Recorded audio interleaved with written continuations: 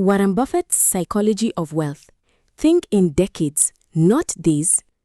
Imagine two people receiving the same amount of money and investing it in the same market. One checks his portfolio every morning.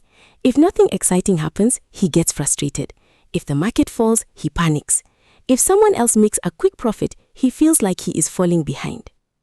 The other person barely checks. He asks a completely different question. What could this become if I give it 20 or 30 years? That difference may look small. Psychologically, it is enormous. Because one person is measuring wealth in days, while the other is measuring it in decades. This is one of the deepest ideas behind Warren Buffett's approach to wealth. Buffett did not become extraordinary simply because he discovered some secret investment formula. His real advantage was his ability to remain rational while time did the work. And that matters because compounding has a strange psychological problem. It is incredibly powerful mathematically, but painfully boring emotionally. In the beginning, your money may appear to move nowhere.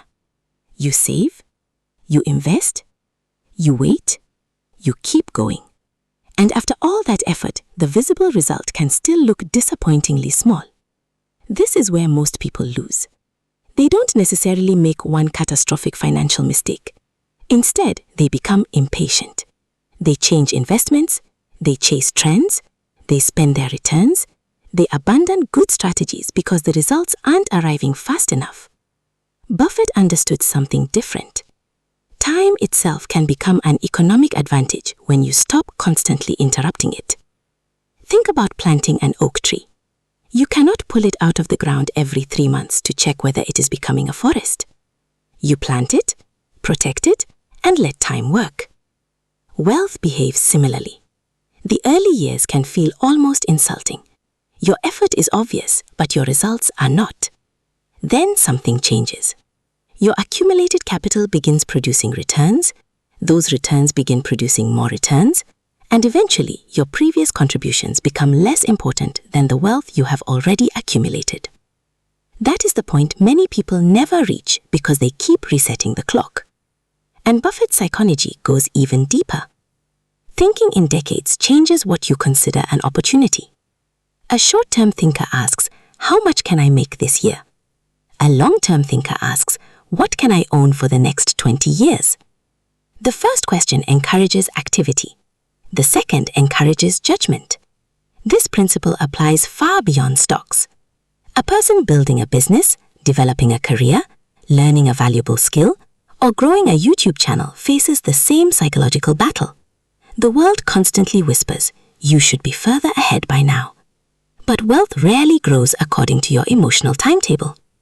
The uncomfortable truth is that you can be doing the right things and still look unsuccessful for a surprisingly long time. That is why patience is not passive. It is a form of discipline. And thinking in decades doesn't mean ignoring the present. It means refusing to sacrifice your future because today's results feel disappointing. Buffett's greatest lesson may therefore have little to do with stocks. It may be this. Your greatest financial advantage is not always finding something that grows quickly. Sometimes it is finding something worth owning and developing the psychological strength to leave it alone long enough for compounding to reveal what you already had. Most people ask, how quickly can I become wealthy? A better question is, what could I become wealthy from if I simply stopped interrupting the process? Because days create excitement, years create progress, but decades can create fortunes.